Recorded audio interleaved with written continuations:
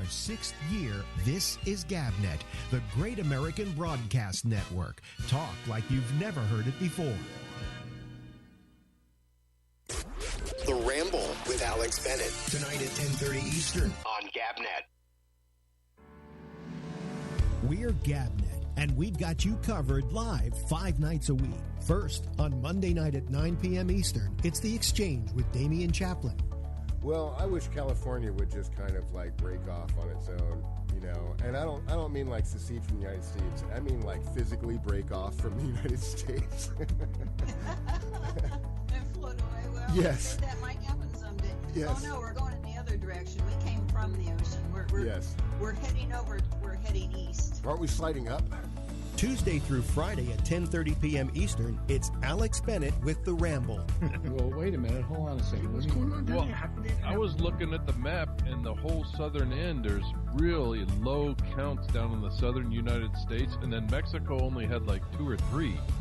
They sent all of their infected up here. Tuesday through Friday at midnight, The Intersection. Oh, Amazon has told its suppliers, don't send us anything that is not essential. We want medicines, we want foodstuffs, we want cleaning supplies. Your goddamn Bluetooth can wait till this is over. If you like sports, we've got that too, with The Arena, Wednesday nights at 8:30 p.m. Eastern. Marcus Pouncey, one of the black offensive linemen for the Steelers, was the guy who went after Myles Garrett and was the one who was stomping him and punching him in the end zone when he was on the ground. Catch up on all the shows with our weekend flashback. All shows have the Citizen Panel, an exclusive concept of GabNet. It's new, it's daring, it's talk like you've never heard it before.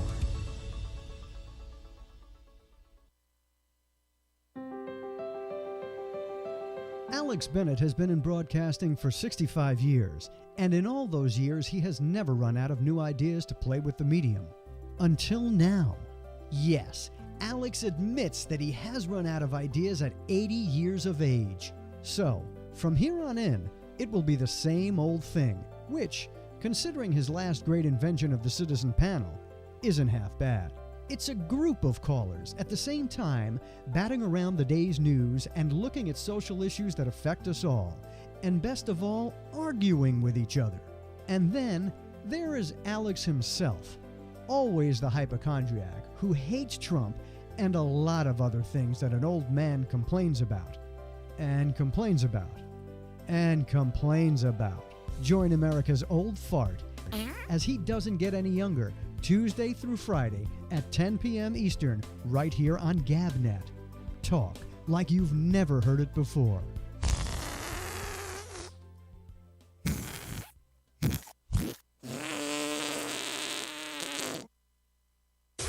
Jack Bishop's Intersection, tonight at midnight Eastern on GabNet. Hi, I'm the guy you know at the end of the commercials. You know, I'm always the one giving you the lines that the company really doesn't want you to hear. But here at GabNet, that's all changed. Here, I get to talk about all the cool stuff. How about that? So, let's get going before I get fired. GabNet is the home of the Citizen Panel. It's an original concept that allows for a panel of regular folks just like you to Skype in and join in on the discussions. Whether it's Alex Bennett's Ramble, The Intersection with Jack Bishop, The Exchange with Damian Chaplin, or The Arena hosted by the franchise MC, you get to be a major part of the programs on GabNet. To participate, just Skype us at GabNet Live. It's that simple. GabNet Live will immediately make you a panelist, and you're invited to stay for the entire program. Don't sit on the sidelines. Participate in the live citizen panels on all live programs here on GabNet. There are everyday actions to help prevent the spread of respiratory diseases. Wash your hands. Avoid close contact with people who are sick. Avoid touching your eyes, nose, and mouth. Stay home when you are sick. Cover your cough or sneeze. Clean and disinfect frequently touched objects with household cleaning spray. For more information, visit cdc.gov/COVID-19. Furnished by the National Association of Broadcasters and this podcast.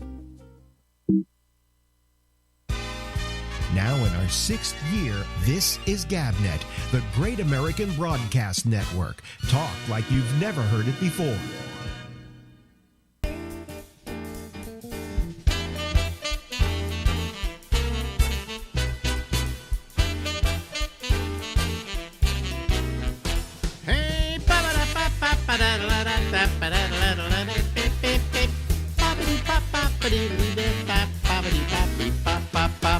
In red it says Alex, that's me. In white it says The Ramble, that's the program, and it goes until midnight tonight from the East Coast of the United States. It's been a little while since we talked to this guy. Ladies and gentlemen, presenting Stephen Pearl. Hello, Stephen. Thank you very much. It's wonderful to be back. I could say Happy New Year for one more day. You can say it till the 14th. If you say it after the 14th, the person you say it to has the right to smack you in the face with a big, dead, stinking, cross-eyed fish. Really, is that a rule? Is that a rule that's hard in? It's a law in the world of Pearl. So you know, it's too early in the day for me to get out a coherent sentence. I don't know. Well, have some more coffee. Big sip. Take your crazy straw. Have some fun. Plus, all of a sudden, I'm getting a headache, and I don't know whether it's the earphones or my 1939 limited edition. 1939, the New York World's Fair. That was my year of birth. Oh really? Gone with the Wind came out, and see this. I'm all dressed up for it. Look at this. 81 years. Yeah. 1939. Yeah. Fine year. I'm 1955. Now, I don't know when this is going to run exactly, but next week, Marjorie and I are getting our vaccination.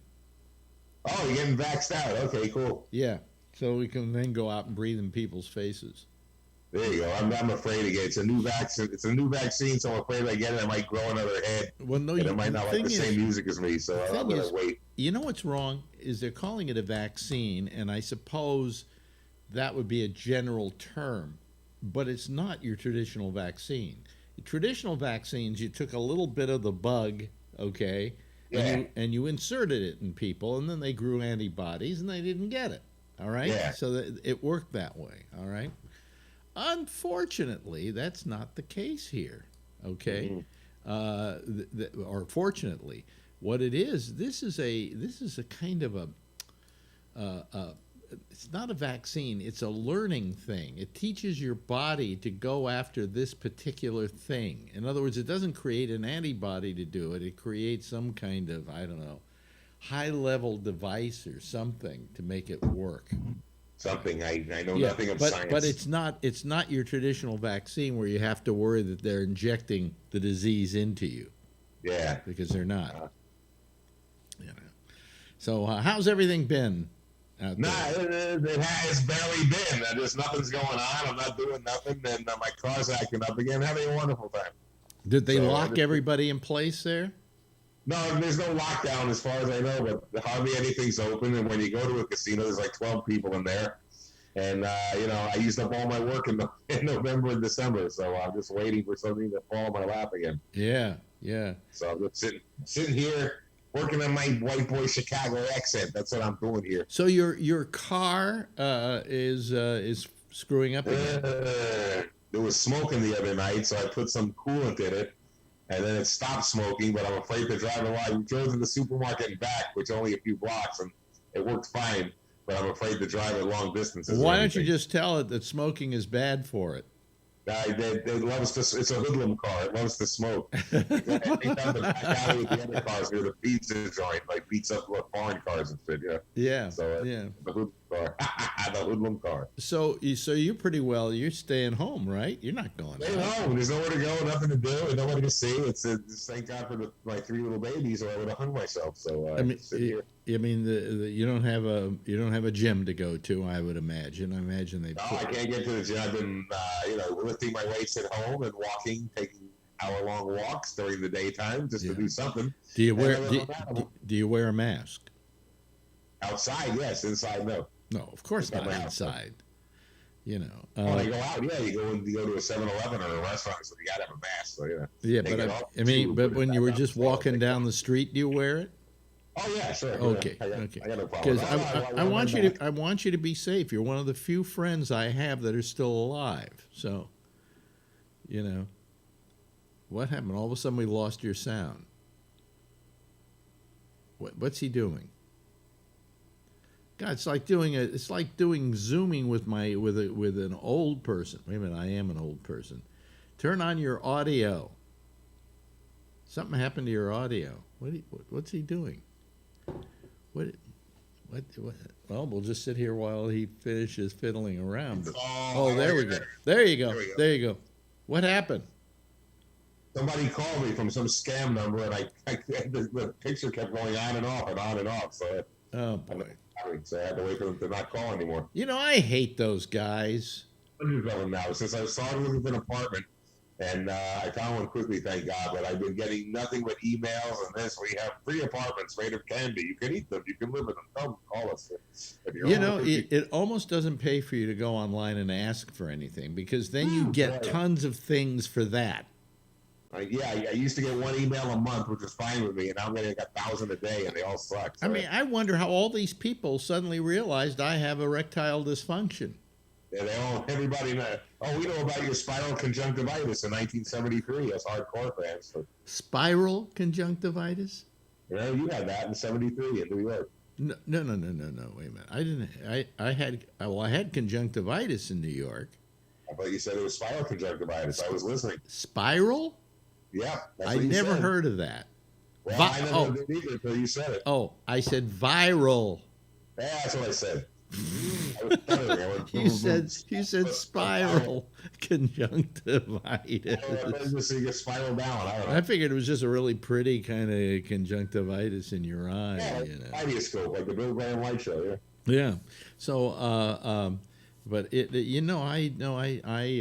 was terrible when I got that conjunctivitis. So.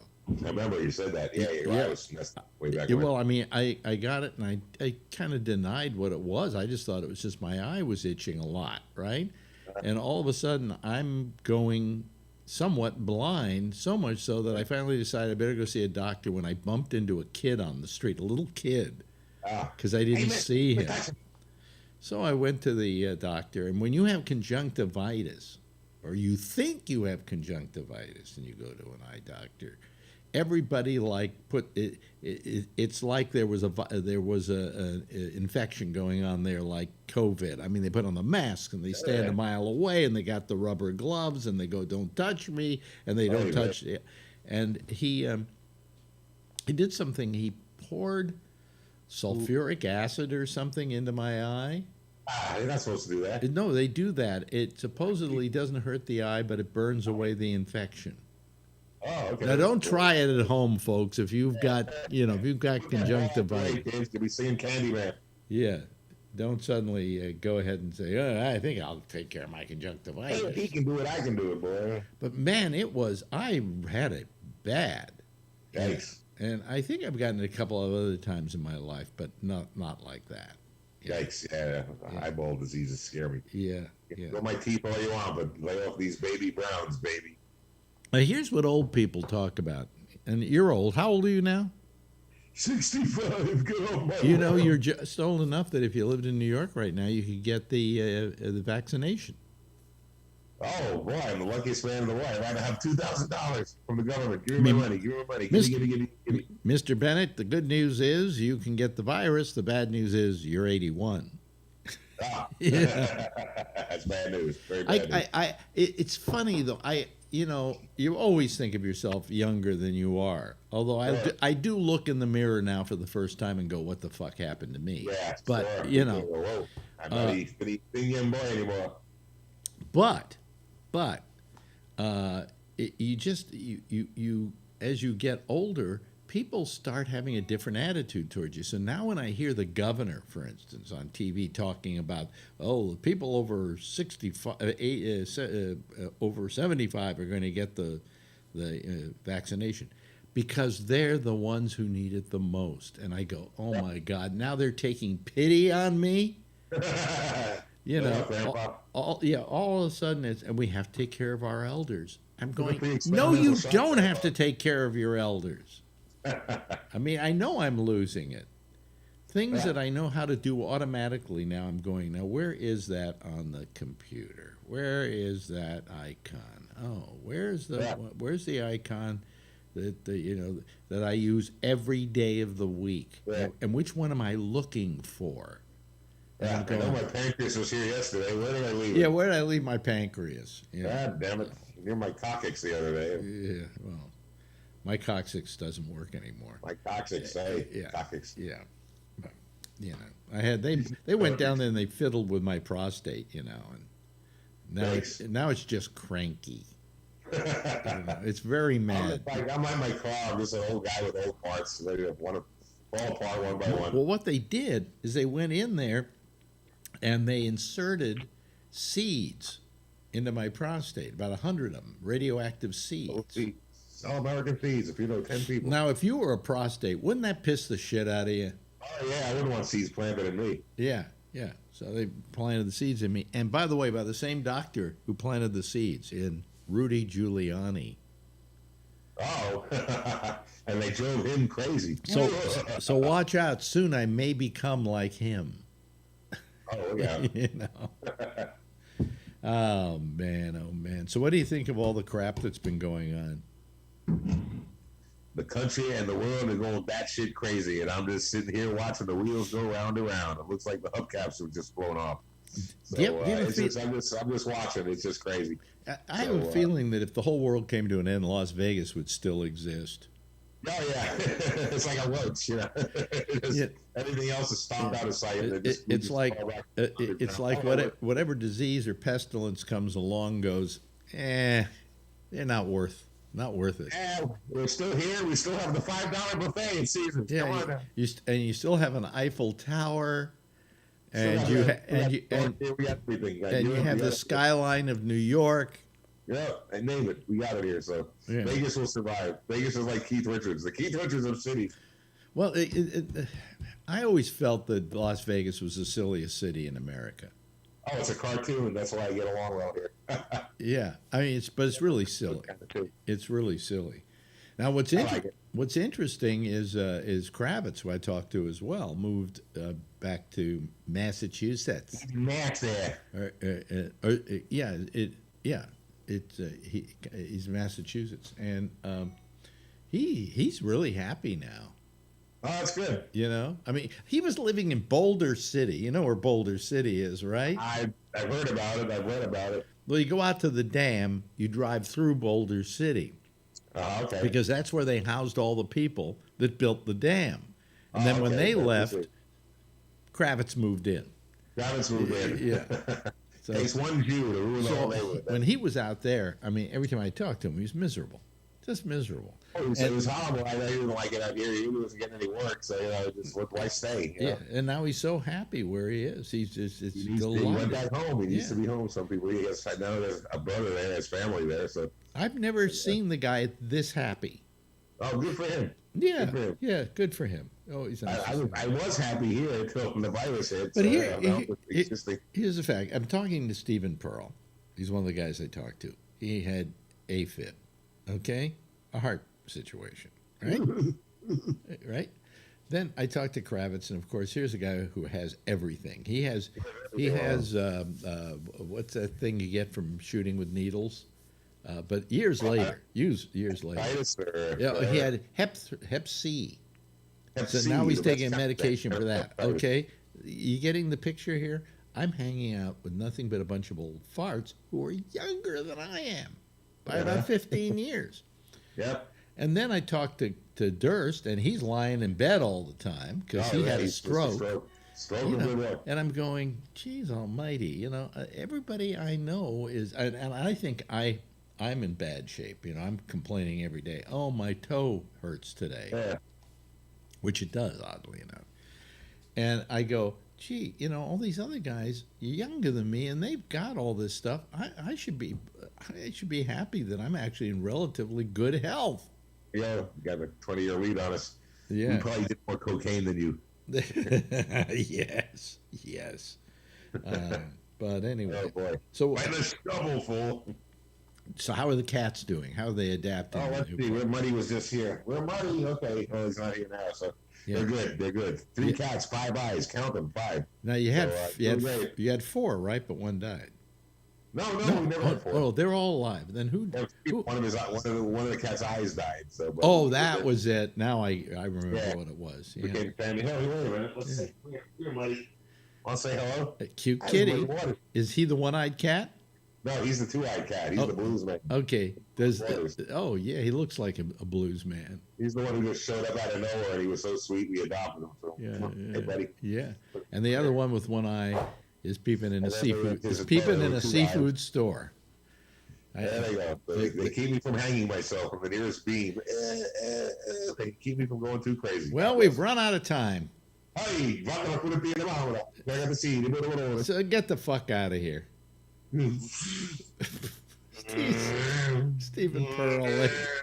Stephen Pearl, ladies and gentlemen. Oh. Show the leg, it always works. Now in our 6th year, this is GabNet, the Great American Broadcast Network. Talk like you've never heard it before. Yes, and there's Stephen Pearl, and so glad we finally got him back on.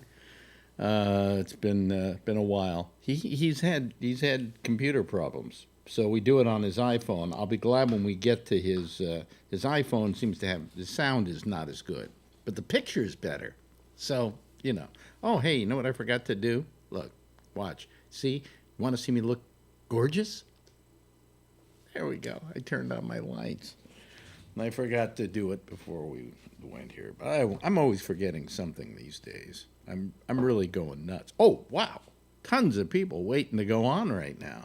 I better get to them before they get pissed off at me for just hogging all the good time they could be using to hog all the good time. So, let me see here. There they are. They're all coming into view. We got Charlene. Turn your camera sideways. Yeah. Oh well. Wait a minute. It doesn't do anything. Oh wow. Yeah. Tons of people waiting to go on right. I'm sideways. No, but you better turn it back the way it was because there's something wrong with your phone. Anyway. Who's got his audio on? Their audio on. Okay. It was me. It was you, of course. Jeffrey, good to see you tonight. Robert, good to see you tonight. Charlie, good to see you tonight. On a rather auspicious evening, actually. History. We made history today. Yeah.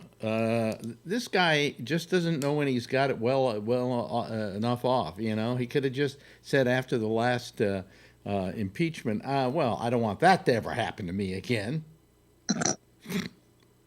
Either Trump is the stupidest guy in America or the most calculating. And I'm going for most calculating. Nah, stupidest. You going with stupid? I think both. Really? Multifaceted. Yeah. I got to apologize to you people about something. I got to get this off my chest. I've been in a kind of a writing war back and forth tonight with Phil. And I don't know if I'm going to keep having him on Tuesdays. Because he's so, if he said, okay, if he stuck to his position the other day about I'm disappointed in Trump and he did wrong and, he overplayed his hand or something like that, fine. But no, he's defending him. He's saying it wasn't his fault. He didn't, he feels that these people pre-planned what they did at the Capitol. And I think there was some pre-planning on that. Yeah. But I don't think by 10,000 people, okay? So, that notion is a ridiculous notion. Can we go back a second to the word that Phil used? I'm disappointed in the president. Yeah. No, disappointed is when your cat or dog makes a little tinkle at the front door. Disappointed is when you thought the check was going to be for $25 and it was only $24. Yeah. Disappointed is not when there's domestic insurrection. Right. That's not the proper term. The reason I feel uncomfortable with it is that, this is my country. It's your country. We were all born into it. And to have some people try to initiate a coup, which is exactly what went on the other day, is something that upsets me greatly. And the fact that it doesn't upset him in the same way bothers me. It just absolutely gets to my core. I love this country, and I'm not saying right or wrong. I just love this country because of what its hopes and dreams are. Whether it ever lives up to it or not, we can argue.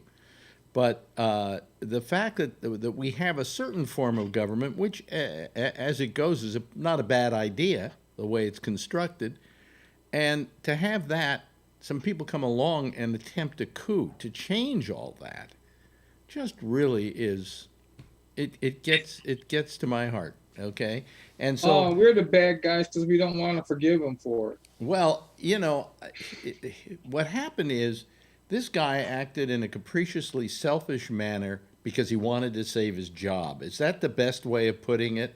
Yes. And that all his motivation is purely selfish behavior, which he then used a mob that he had in his confidence as his weapon to try and get back what he thought he had lost. Does all of that make sense?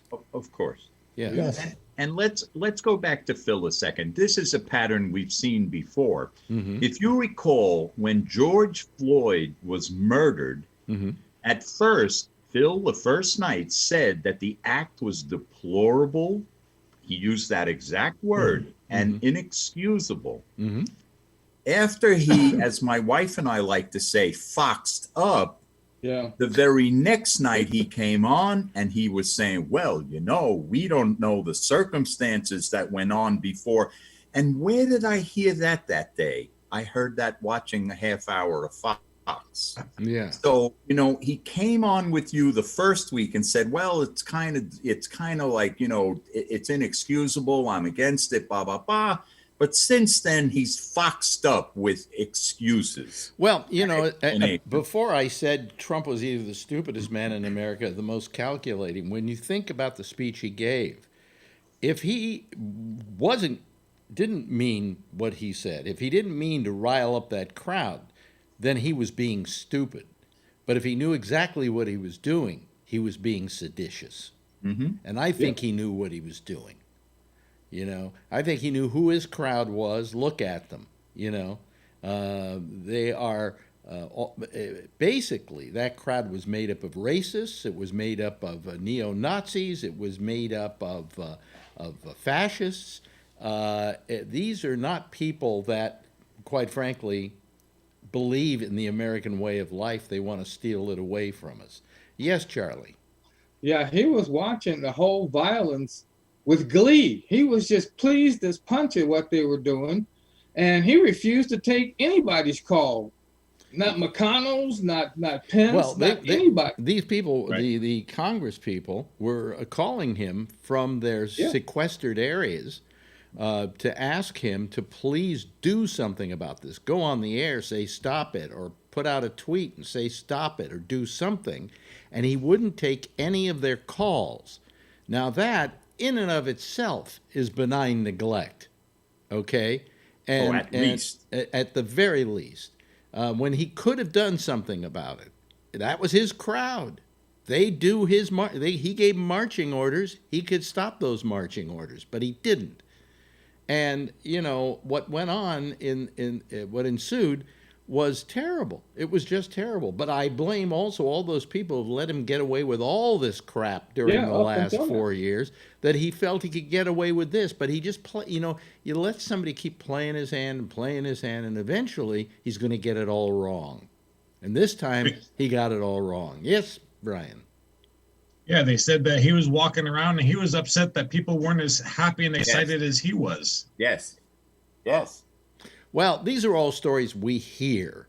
We don't know, okay? I would like to think he wasn't overjoyed. He was just panicked and didn't know what to do. Whatever. No, can you picture that, though? That were there. Good luck with that. But there's so many things he could have done to tamp this thing down, and he did none of that. And, I love you. You're very special. Yeah. Right. Come on, really? Unbelievable. Yeah, Alan. I have a question. Do you start earlier on Wednesday, Thursday, and Friday? No. Well, it's just 8 o'clock here. Wait a minute. You're out in California. It's 8 o'clock. Yeah. He's supposed to start at 7:50, but a lot of people run long.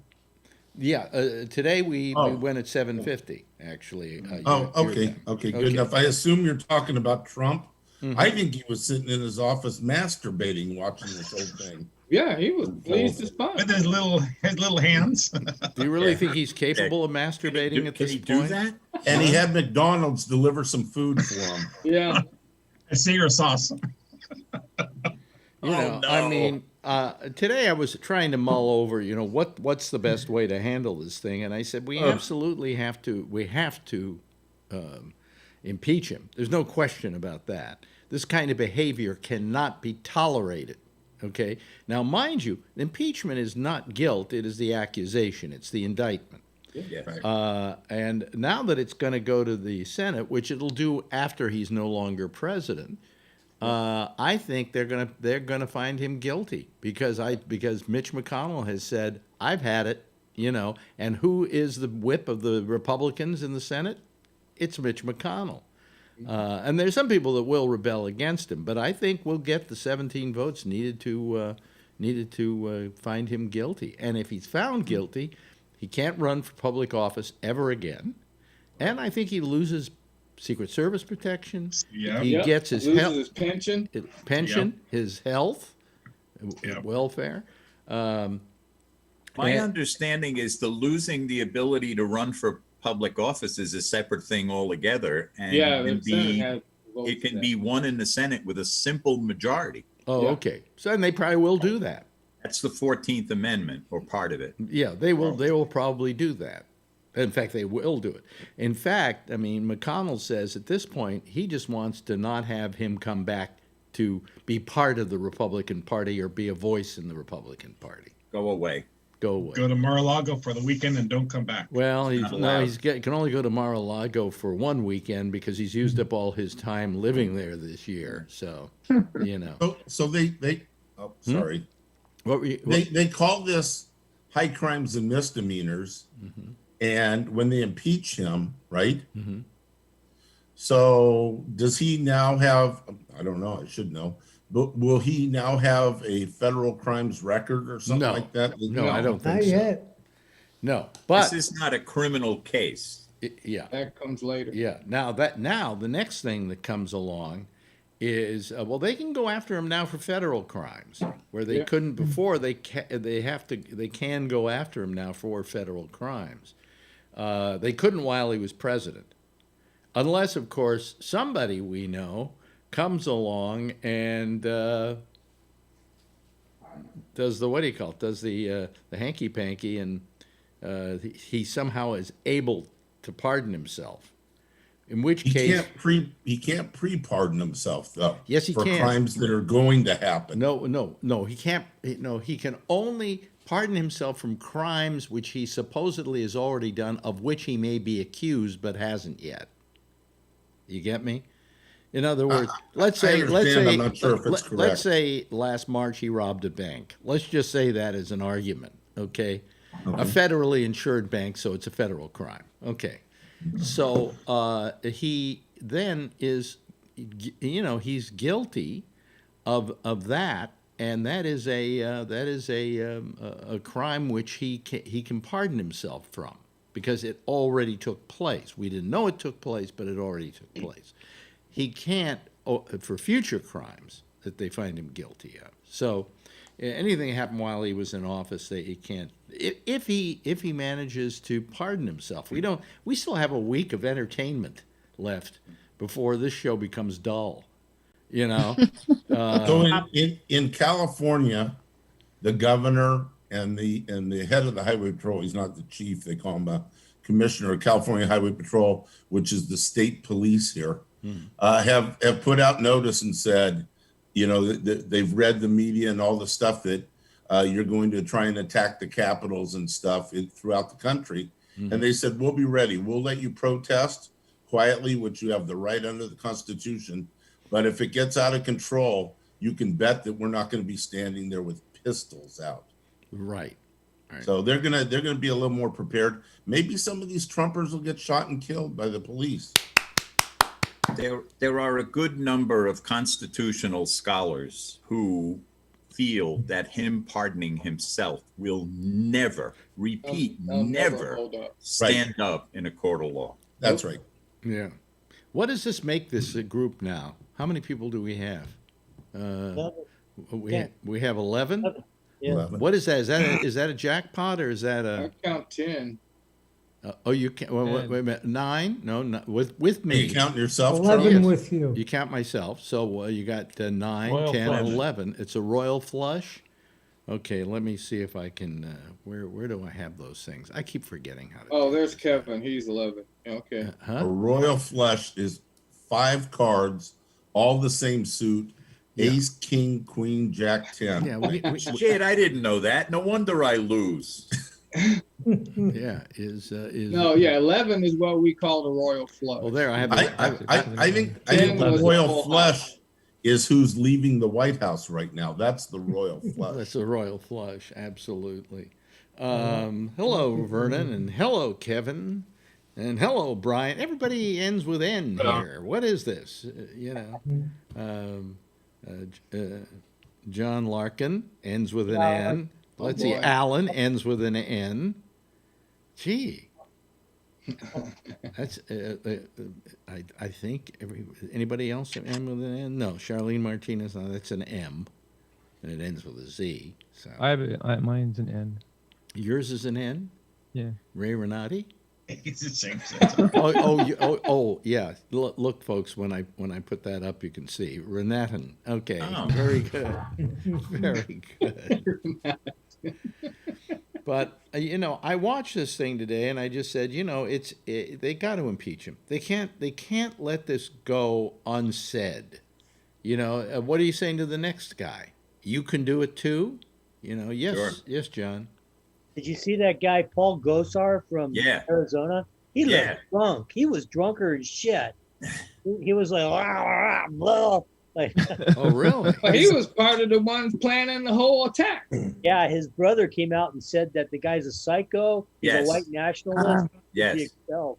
Is that the guy that spoke that morning on the Trump podium? Yeah, I think so. He's from Arizona. Wait a minute. Is this guy a congressman? Yeah. Yes. Yeah. From Arizona. From Arizona. Well, Gosar called for Biden's to concede. He wants his concession on his desk tomorrow. Yeah. Did he say that? Yes, he did. I hope he didn't hold in his breath. And these are the idiots that want us to unify. This is an idiot. No, wait a minute. This isn't idiotic behavior. This is delusional behavior. Oh yeah, there's more of it than just him, though. Yeah. Well, they say they're looking into it now that a member of Congress gave some people a tour of the Capitol the day before, and they were people that they have video of them rioting inside the next day. Wow. So they think a congressman actually may have been partially complicit in this whole thing. More than one. Really? Yep. Yes. Yeah. Somebody said, oh, wait, I'm cutting off Charlene, sorry. No, I think Alex, I heard last night on CNN that some guy said we're going to hear more shocking things, and I think you just broke that scoop for me when you just said that, Alex. I'm not sure, but they said we're going to hear more amazing, shocking things. I think you just said it.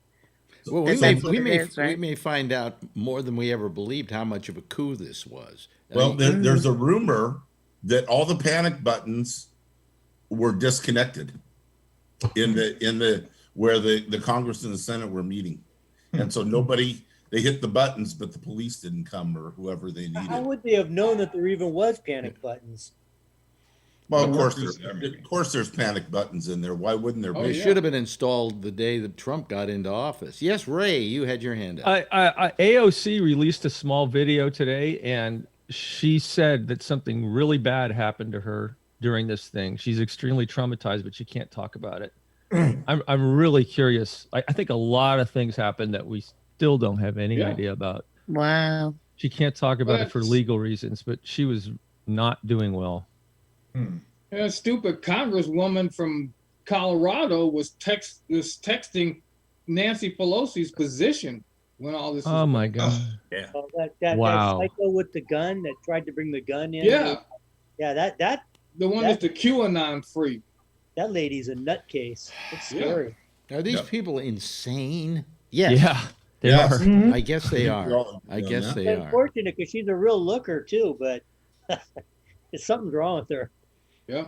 Trump's friends are insane people. Yeah. So was Sarah Palin, but look what she turned out to be.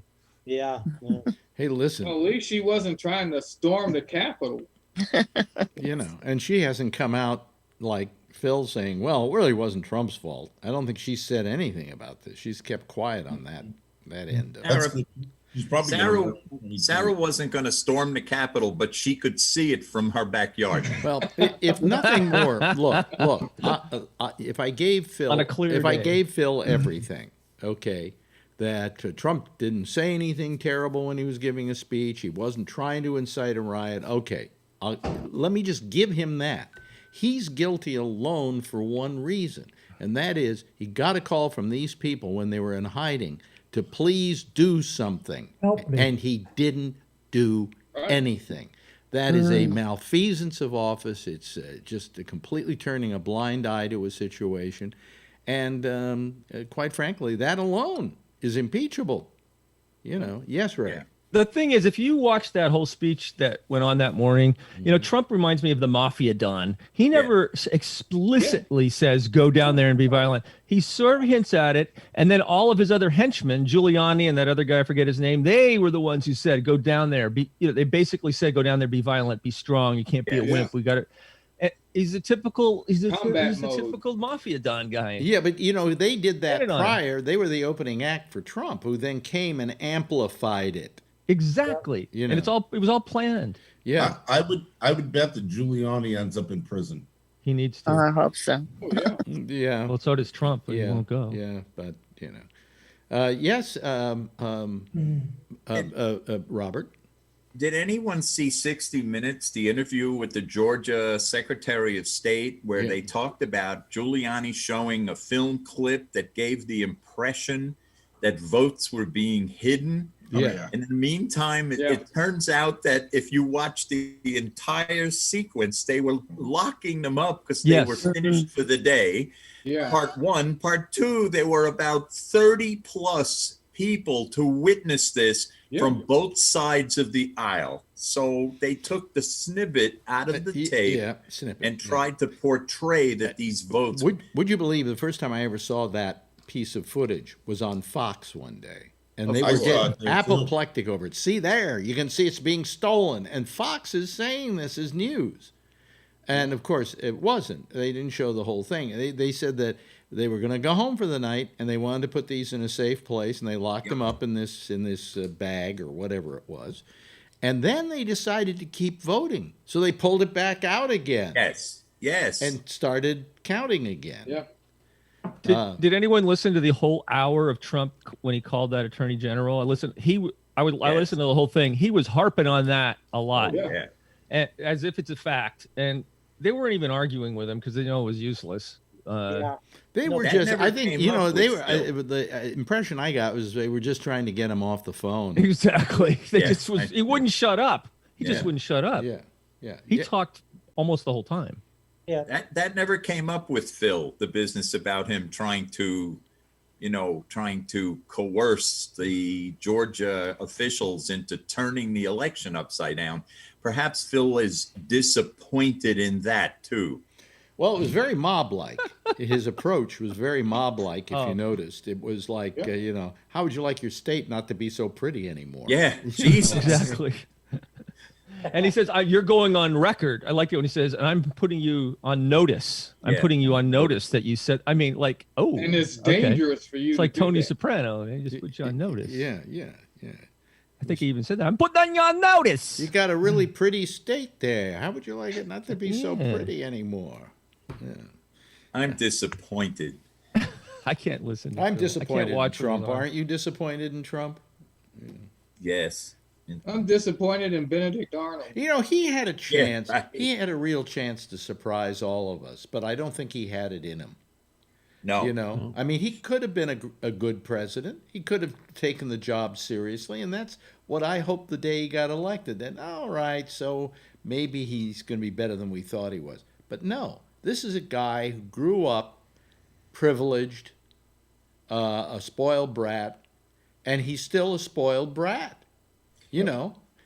He was a thief his whole life. I mean, his whole history has been nothing but ripping people off, you know? Yeah. So we should have known that. I mean, I knew that was going to happen. You know? I hear Trump voters say, but I like a lot of the things he did. But the thing is, I could never get them to narrow it down to a list. Could I please have a list? Phil says, I have to say I liked what he's done. And I go, I'm thinking to myself. Healthcare. Well, that didn't happen. What has he done? Well, they bitched about it all through Obama's 8 years. You know, I would have figured their plan was on a folded yellowed piece of paper by then. So that didn't happen. The wall didn't happen. Phil started trumpeting this executive order that was going to lower all our prescriptions. I'll ask you guys, how are your prescriptions doing? I just Nothing because I lost my old insurance, which was very cheap on drugs, and I had to go to my newest one, which isn't as cheap on drugs. My drug price every month is going to go up about 3 times. Okay, so thank you very much, Donald Trump. You really helped a lot with that one. You know, that was a good idea, by the way, that he had. I mean, it was something that needed to be done. I don't think there's any question in our minds that didn't need to be done. But damn it, it didn't get done, you know. And but that is important, and we still should have that on the table, and we should still do something about it. Drugs should be no more expensive here than they are in Canada, okay? Exactly. They're coming from the same people. Yep. All right, they're being sold by the same people. It's just that somehow Canada gets them cheaper because they say to them, you're not going to be able to sell your drug in this country unless you bring the price down on those things. But litigation. Huh?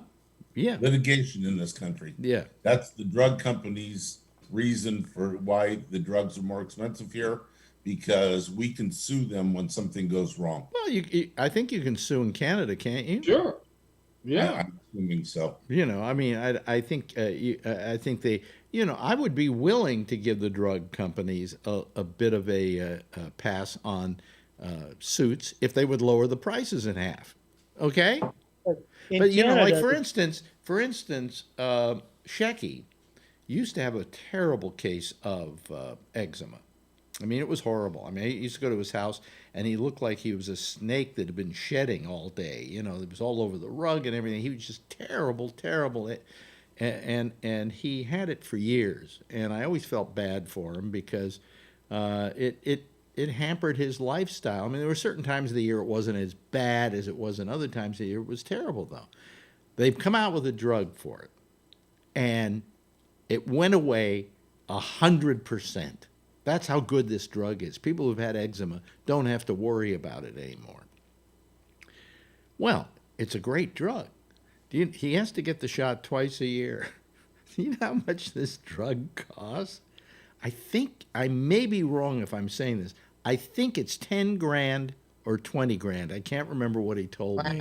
Wow. Yeah. That's expensive. Yeah, well, luckily his insurance takes care of most of it.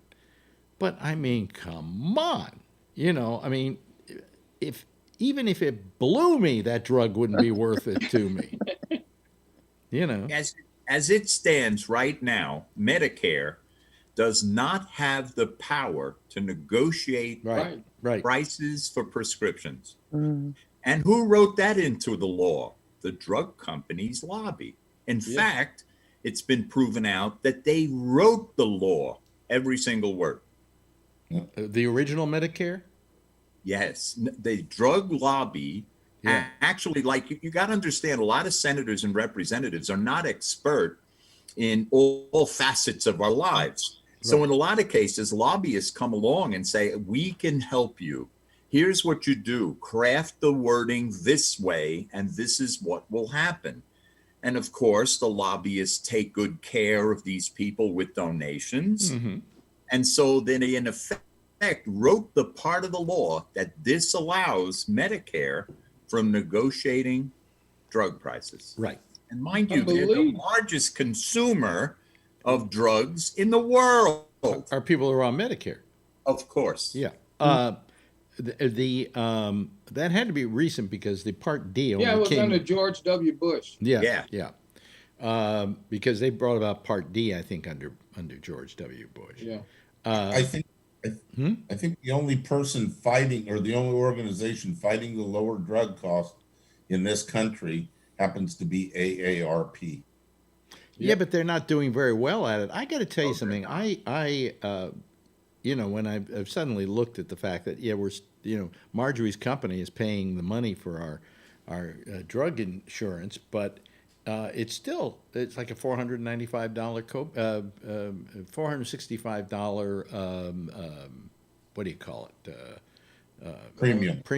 Well, the deductible. Copay? Deductible. Oh, deductible. Yeah, and then after that, the drug prices are not as low as they were before for me.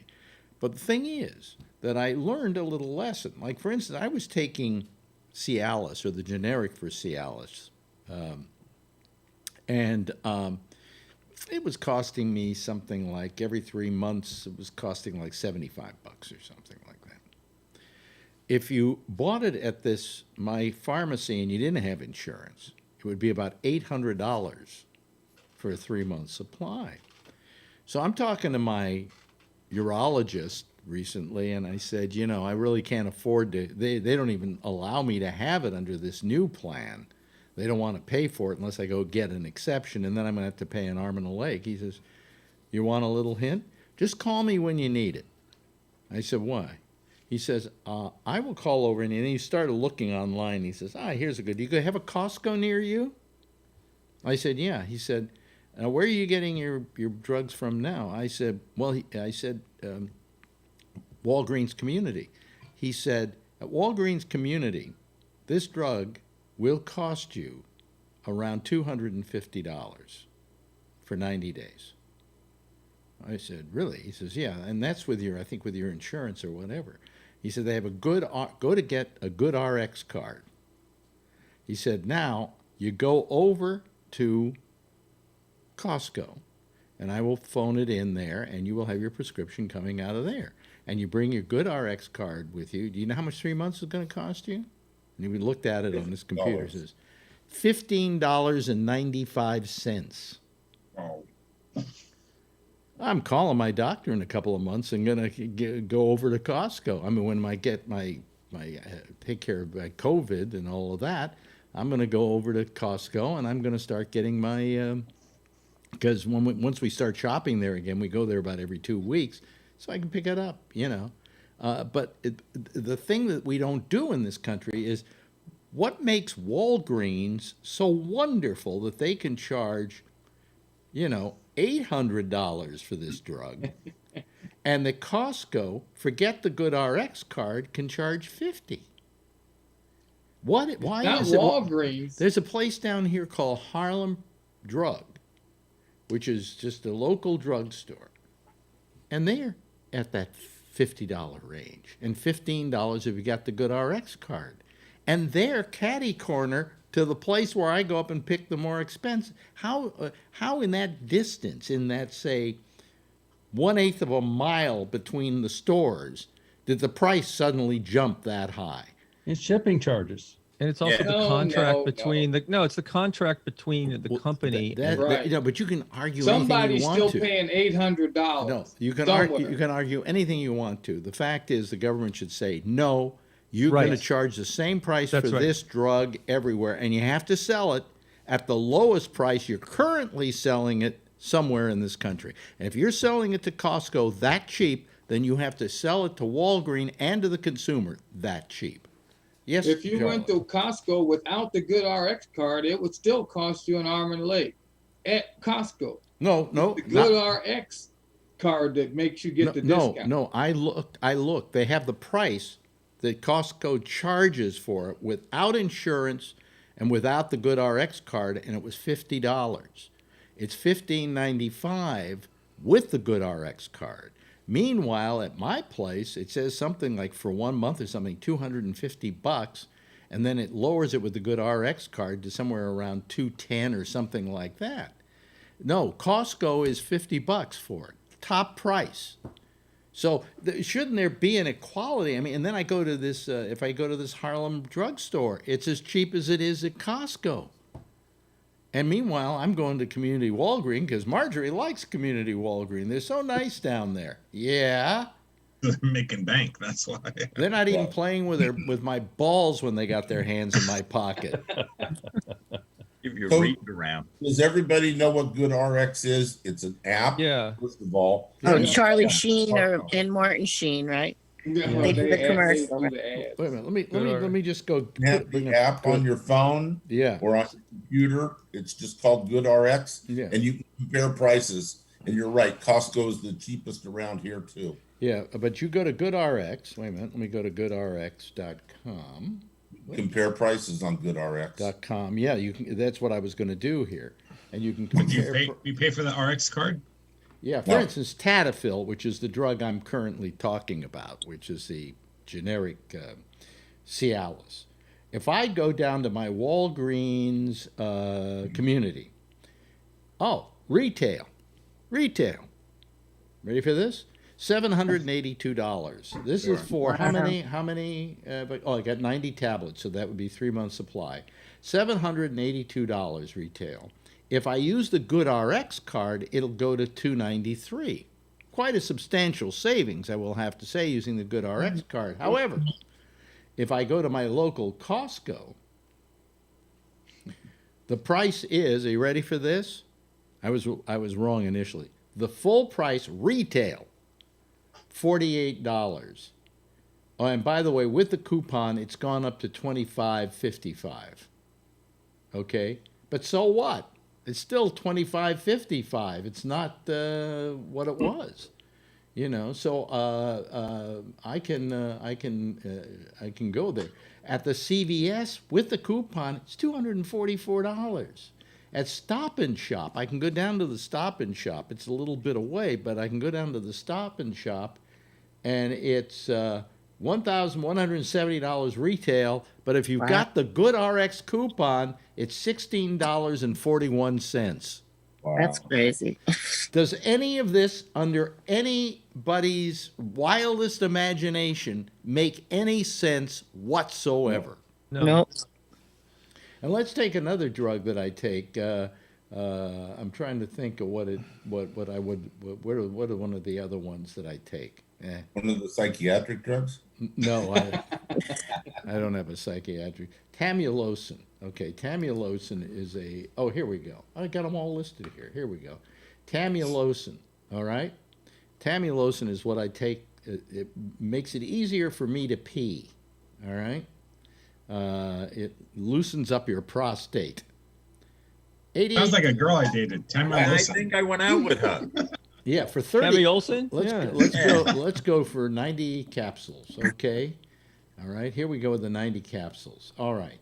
If I go to Community Walgreens, 80 capsules, retail, $253. Now, it probably goes down with my insurance. I don't know how much it would go down with my insurance, but it does go down with my insurance. $87.39 with the GoodRx card. However, if I go up to Costco, it's let me see here. Oh, it's $13 retail and $13.13 with the coupon. I'm going to pay more with the coupon. But the point I'm making here is this makes no sense at all. Why is it? Why is something hundreds of dollars in one place and $25 in another place? It just doesn't make any sense. Greed. Greed. Well, that's what we have to fix. That's what the market will bear. Huh? Yeah. It's what the market will bear. Well, I mean, yeah, but the market doesn't bear it because I can go over to Costco and buy the same thing cheaper. In fact, I'm thinking of looking at all my drugs and having all the ones that are higher priced to get them through Costco and use my insurance over there, and then maybe use the GoodRx card on top of that. You don't even need to go to Costco around here. You go to Costco, you send them your prescription to them, they fill it, and they'll mail order to your door. Oh, they will. The Costco here in California will. I'm sure they'll do it here too. I have private health insurance, Kaiser, and so my prescriptions, you don't want to hear it. They're like a 90-day supply of any generic drug is like $6, and name brand is $20. So I take an asthma inhaler that's like $400 per month for each container, and I get 3 of them delivered to me, a 90-day supply or 100-day supply, whatever it is, for $20. Okay, delivered. so I want to know, if they can send it to you for $20, why shouldn't the price just be $20?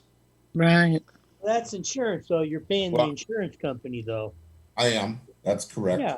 Well, Yeah, well, you're paying the fair. insurance company on top of that. It's like an airplane. No two people on an airplane pay the same price for a seat. No, they don't. I Yeah. agree. Do you remember the days with the airlines? This was a great thing with the airlines, because when I first came out here to New York back in the 80s, or was it the 70s? It was the 70s. I came here in the 70s. I had to, I think it was did I fly out here? Yeah, I think I flew out here. Or at one point I left New York, all right, to go work in California. And in those days, if you bought a flight to California, you had to buy a round trip. Oh, you could buy a one-way, but a round trip would cost you like $150, and a one-way would cost you $800. It never made sense. But it was that way. Remember, Alan's nodding yes. It was that way for years. I think Robert's got the right point. No two people on an airplane pay the same amount. You know? Their model, professional model, is the following.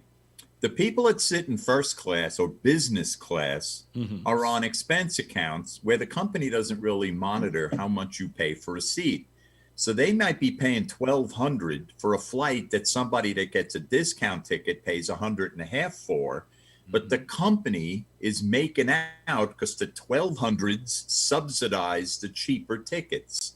So in the long run, if they get X amount from that airplane, they don't really give a shit who pays what, so long as they make their nut. So it pretty much works the same way with drugs, with drug companies. I mean, it's just, it's insane. Why do they call it first class? Because you get to the destination first? Yeah, no. Partly. No. Hey, Alex, I take this drug. I have been for 35 years. I have to take the brand. I can't take the generic for various reasons. And it's very rarely prescribed. And if I get the brand in the United States with a prescription, you're not gonna believe this. It's for 4 months. It's like $8,000. I get it in Canada for $300.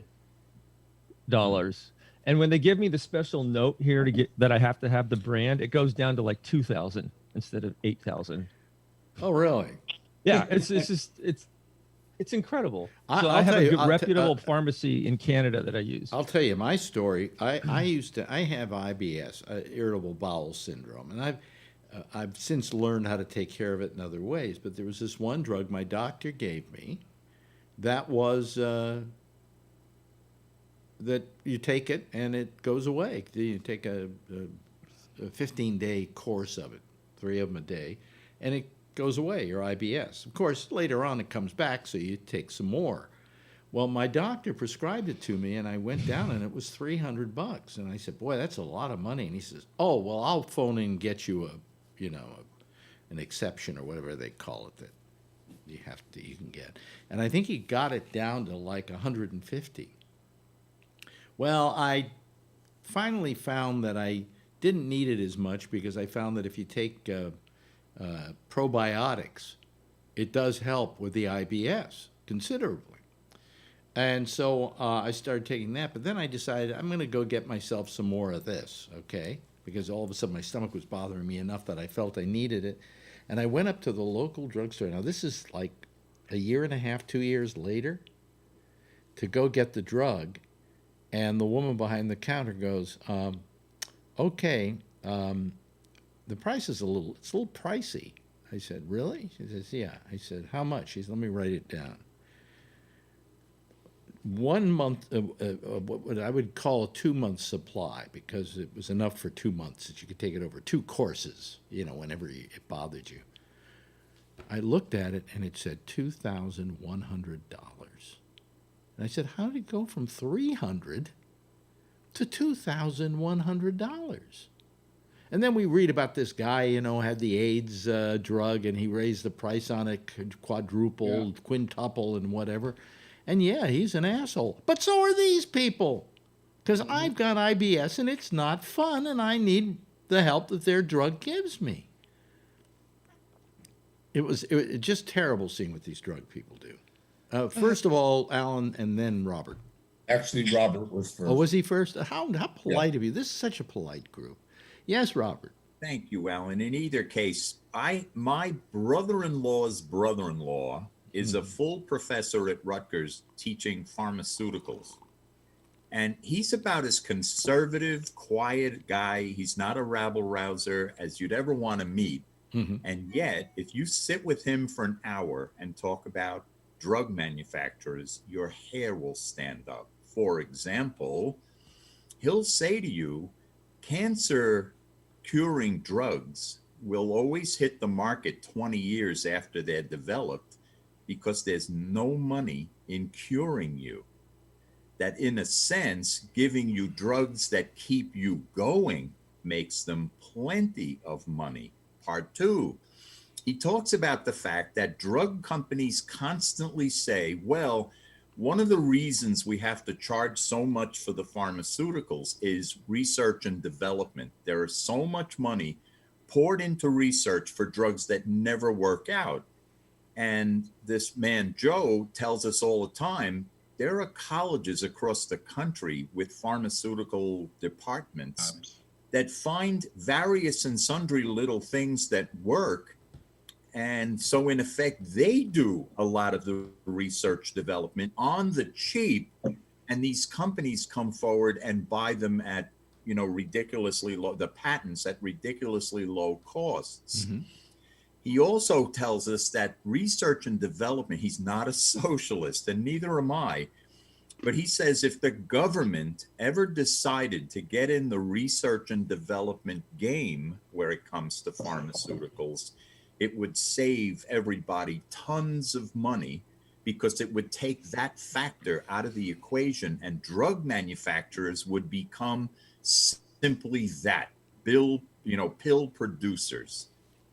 Well, I'll tell you, and I don't know if you know this, Vernon, because have you ever dealt with anything like Cialis or whatever?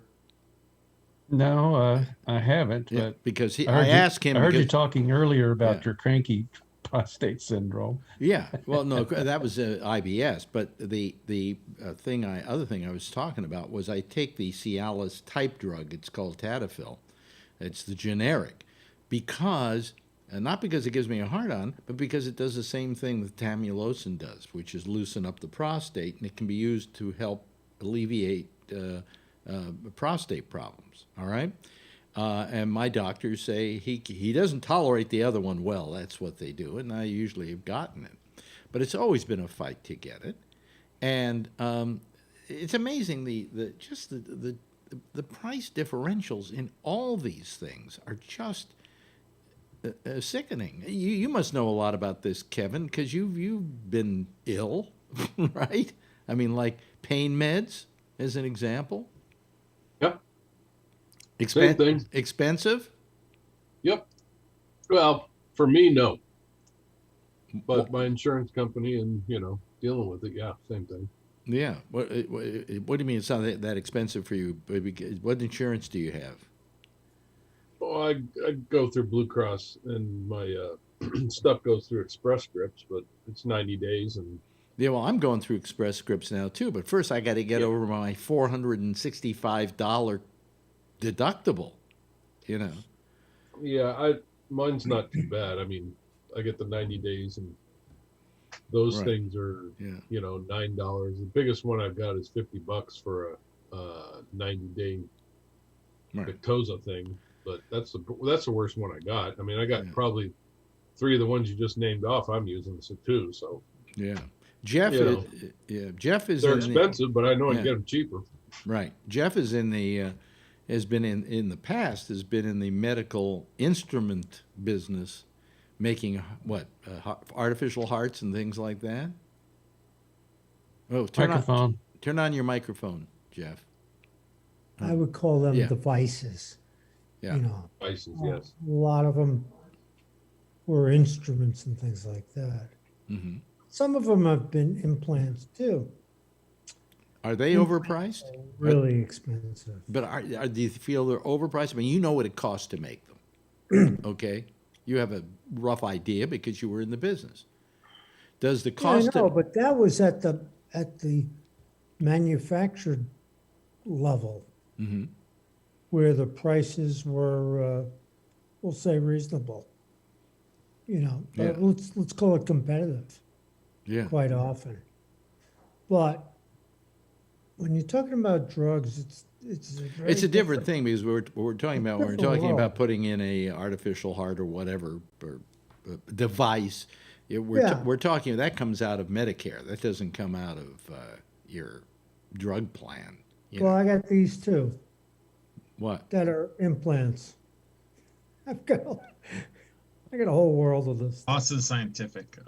Yeah, and then this is my other. What do you have to take those with you when you go on an airplane? No, these are implants. I have one here and the other one over here. Well, what do? Keep the label? You tear it off. They yeah. scan them. I got mine in my Yeah, phone. listen. What happens if I get in a car accident Mm-hmm. and one of them doesn't work anymore because it's an electrical system, Mm-hmm. and the socket is not working well because I had an accident, Yeah. right? Right. So it would be nice to tell people, hey, Mr. Surgeon, this is what I need. No. Okay. You have one of these? You have one of these hanging around? That's right. Get it at Napa. Yeah, Alan. Yeah. Robert, put it in you your were phone. supposed to say I was next. Jeff? Yeah. So anyhow, going back to irritable bowel syndrome, I've had it since I was a kid. Yeah. The first thing you learn everywhere you go is where all the bathrooms are. Yes. Mm. Yeah. And so anybody that has it will know that. I've gone through all kinds of different drugs. The best drug I saw, a gastroenterologist 8 years ago, and probiotics are the way to go. Get rid of all the drugs. The probiotics work great. Probiotics do work. I can say that for sure. And then I Absolutely. forget to take them for a couple of weeks, and all of a sudden I start having a flare. That's a problem. You just showed us a pill bottle there, John Larkin. Yeah, I was wondering how do I find out what the retail price on these are, because I got these for shingles called gabapentin. Oh, gabapentin is it's one of the drugs. That's not just for shingles. No, That's right. I was given it for gabapentin. I was given for my which one? Neuropathy. Neuropathy. Yeah. What's Which that? has been acting up again, so I may have to take. I take another pill that isn't that. Okay, wait a minute. Let me go to GoodRx again. I like it. It says do not exceed 36 capsules daily. Yeah, okay. 36. 35 would be all right. First it says one a day. First it says take one capsule by mouth daily at bedtime for 3 to 5 days. If tolerated, increase to one capsule 2 times a day for 3 to 5 days. Then one capsule 3 times a day for 3 to 5 days. Increase dose by one capsule every 3 to 5 days, but do not exceed 36 capsules in a day. All right. No, they started me at three. They started me at three times a day. I take pregabalin, which is a form of gabapentin. It's Lyrica in a generic form. Yeah. Get this, okay? At my Walgreens community, it retails for $331. Really? If I've got the coupon, I can get it at Walgreens for $124.10. Go up to Costco, it retails for $48. I can get a 3-month supply. 3-month supply for $18.20. Well, Okay. I think mine was 90 days for $10. Again, folks who are watching me out there, go to GoodRx, get that card, and don't go to your current place to get your drugs. If you have a Costco membership, go to Costco. I mean, tell them Alex sent you. Yes, Brian. Brian. So Yeah. 2 things on what Robert was talking about. Chris Rock has a whole routine about not curing any of these diseases and doing the same thing. They want to keep you going, and here's the medication. Number two, the R&D stuff is really true. We were supposed to be profitable like 2008 when I first started.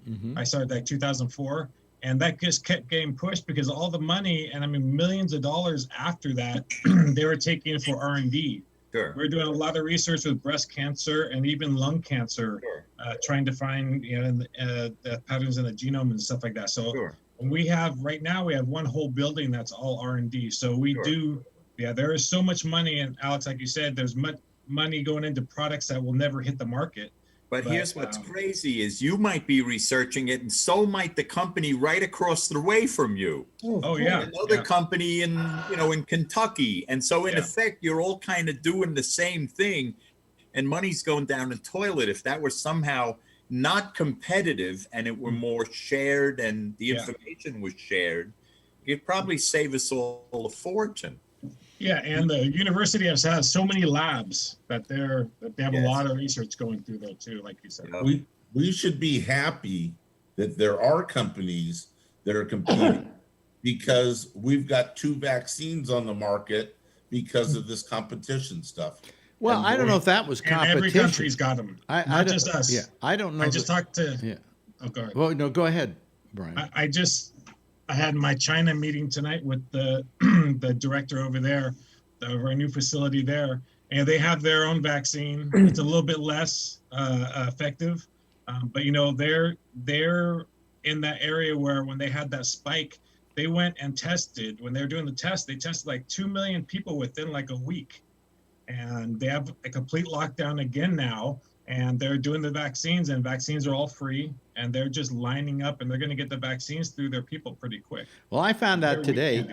I was happy to hear that Shecky, because they lowered the age to 65. He just turned 65, so he got an appointment at a place near him, another one of the New York City health hubs, as they call it.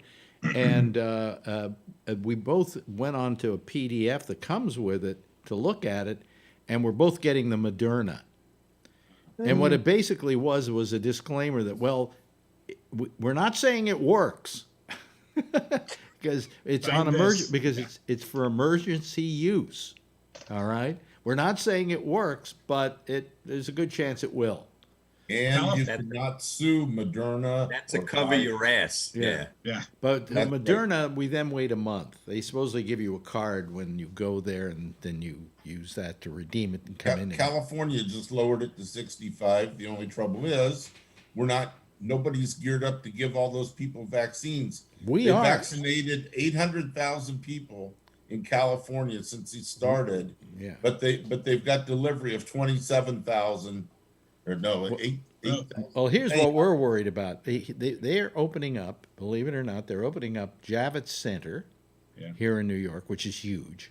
Okay. Disneyland. Disneyland they're doing in California, but here they're doing Javits Center. They're doing the Mets Stadium. Yeah. Okay, and today the Yankees announced that they will open their stadium to shots. That's great. That's all wonderful. The only thing is, we're only getting about 300,000 doses a week. Right. So, how long are we going to... It's got to be pumped up. Now, what Biden is suggesting that we do, see if you think this is a good idea, Brian. He suggested that we have all these... We have an equal amount of a supply on hold for the second dose. And Biden says, just push those out there, too. Because not everybody is going to go get a shot, okay?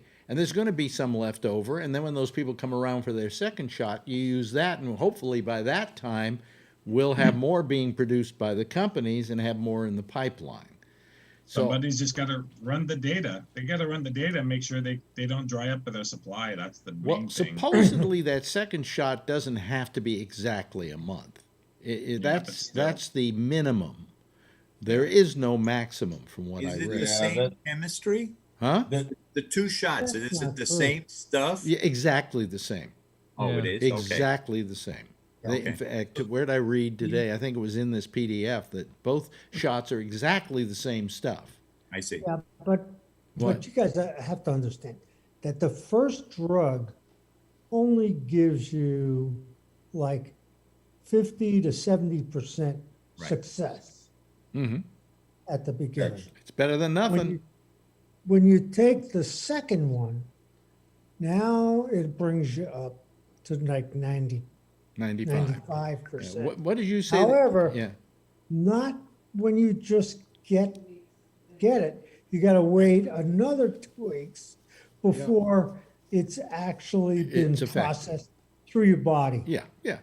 But first of all, let me just say, Alan, let me just ask Brian something. Didn't you say the other day the effectiveness of the first shot is about 70%? I didn't say that. Somebody else did. I think Charlie. My doctor, my mom's doctor told me that yesterday. I think that's the one I've heard. Yeah. Yes, Alan. So this is science and medicine working, that they've determined through the double-blind study, the phase 3 study, that in order to get protection, it gives you the vaccine, if you get one, between 50 and 70%, but it doesn't last very long. They call that shot, the first shot, the primer. The second shot is the booster, and the booster is what gives you longevity. They don't know how long yet, but it gives you longevity, for protection, 6 months, a year, 2 years, they don't know yet, but you've got to get the second one. And so the way they're talking about doing it, giving everybody the first one and worrying about the second one later, has not been worked out in science. The FDA has said, don't do that. That's a bad move. Yeah. And so, we have science that says you got to get the second one in order to have protection for longevity. The first one, they haven't studied how long the one shot will do. Yeah. That's right. Alone. Right. Yeah. Yes, Ray. I read, I think in the Times yesterday, they're pretty sure it's a year. I don't know what they base that on, but I just read it yesterday. Yeah, I heard there's no way to know. All we need is a year. Some other studies that are going on right now for children decide what's going to happen to some children if they took the drug. Right. Because ultimately, they're going to want to take it too. So they didn't put the children, anybody under 16, what in this country is not allowed to be in a study group. How are you going to get a study group? Right. You need a study group. Starting a study group right now. Mm-hmm. Actually, Brian offered one of his kids. He's right there. Yes. Well, I think, I'll get the first one and I'll worry about the second one. I hope that when I go to get the second one, they say, come on down. We got plenty of stuff here. And the governor, I think, is a little worried that maybe they can't guarantee more than about the next 3 weeks. But it's just the government hasn't been getting this stuff to them. And hopefully with Biden in power, everything will be, I wouldn't take a chance and take your mask off and go. Oh no! You keep your mask on even after the 2 weeks has passed. Even after you get the second shot, you stay pretty careful out there. Not for you, but just to help the situation. Yes, for me. But yeah. But they're going to be a lot of people when they get that first shot are going to go crazy and take the mask off and run down the street coughing. I mean. We can only hope that people will take it as a decent thing. They want to wait for herd immunity before you can take your mask off. I think Brian said that. Yeah. Look what those Republican congressmen did last Wednesday. Oh, that was just those. Did you hear Nancy Pelosi begging them to put their masks on too? And then they got sick. And they weren't putting it. She was getting so pissed off. Well, today they all had masks on because they were going to be fined $100 if they didn't have one on, and if they got caught and then they did it again, they would be fined $1,000. And it was going to be taken out of their congressional paychecks. Yeah, where it was going to come from. So but here's what some of them were doing. They would start talking. And apparently nobody told them, because they're not used to using the mask, that you pinch the nose, right? Yeah, they kept doing this. Yeah. You got to pinch the nose, and they kept going down below their nose, and they're pulling it back up again. It's going below their nose. They're pulling it. The Republicans are so unknowledgeable about wearing a mask, they don't even know the basics of doing it. That when you get the mask, you simply, where do I have one here? It's over there. But at the top, there's a little piece of metal. Okay, just show them Show them, Brian, just so they know what we're talking about.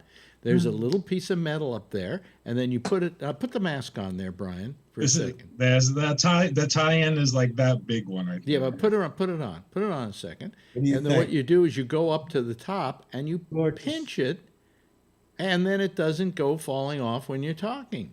And now you can go rob a bank. Okay. Show us where the exits are, Brian. You know, they had a congresswoman today giving her speech as fast as she could because she only had 60 seconds. Yeah. And she looked really hot, but she had a mask on. Yeah. So I have no idea what she looks like without her mask. Right. So, what's her name? I don't even know her name.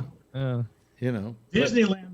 A super site. That's what they're calling them here. Super sites. So Disneyland's doing them. So maybe after you give the shot, you get to go the ride or something. Well, no, you can have a super shot. That's fine. But if people get there and they ran out, then we got a problem. They're so slow right now. I don't think they're going to run out. Well, you know, I mean, I think everybody wants warp speed. We want to get speed. it up. We want to get it up in New York State. We want to get it up to what is it, 1 million this month? By the end of this month. Sounds nice. Well, they were talking about Olympians. I'm doing mine. They were talking about bringing the Olympians ahead in line to get the shot so they can compete in the Olympics. Yeah. Even they said they don't want to do that. They said no, no, no. That's bad PR. Yeah. Yeah. Speaking of bad PR, that QAnon freak is gonna file impeachment articles against Biden tomorrow. Yeah. It just came up. Oh, really? Yeah. Oh, really? What for? He hadn't done anything. So think of something. Can you impeach someone who's not even in office? I don't know. I think you got to wait. Something about China and the Ukraine or something. Yeah, something. Some shit. You know, I don't think Biden's sweating it. Okay. Yeah. She's only been in Congress for like 5 days, and she's already filing impeachment. Fucking shit! What a mess. No, I'd take President Harris. Yeah. Me too. Yeah. I'm with you, Charlie. I would. Yeah. Too. Me too. I think that'd be great. Hell yeah. Well, yeah. What have they got against her? Oh, I forgot. She's a woman. You know, and her skin is a few pigments darker. Yeah, it's a few pigments darker. She's a half breed. You know. Oh boy, it's amazing. What That's a Cher song. Half breed. Boy. You know, I just I'm getting older. I just want to live long enough to see how this whole thing plays itself out. You know. But if you go on without me, don't forget to storm the Capitol. Anyway. Yeah. Antifa rules. You know, I could see reasons to it. Don't even kid about that. You know, I could see reasons to attack the Capitol, but nothing in this not for those guys. You know, I could have seen it years ago for the black people in this country who were being taken advantage of. You know, Still are. They had a real argument. Anyway, hey, listen, we've run out of time. You've been very quiet tonight, Charlene, but good having you here. It's nice seeing you. And, of course, Jeff, thank you. Thank you, Robert. Always appreciate it. Charlie, good to have you here as well. I'm playing it. Oh. Can you hear it? Yeah. Yeah. Thank you, Alan. Thank you, Brian. Thank you, John Larkin. Thank you, Ray. Vernon, good to see you tonight, and good to see Kevin here.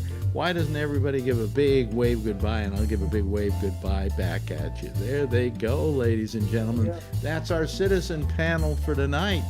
And maybe they'll go over and give Jack Bishop a bad time on his show. He's next over the same Gabnet. Call him on Skype. He doesn't use Zoom. He uses Skype. He'll give you the Skype address and all of that. I'll see you again tomorrow night. 10:30, same time, same station in life. In the meantime, as always, if you see her, tell her I love her. And by the way, be safe out there and wear a mask, okay? Because the vaccine is coming up real soon, and you're in line.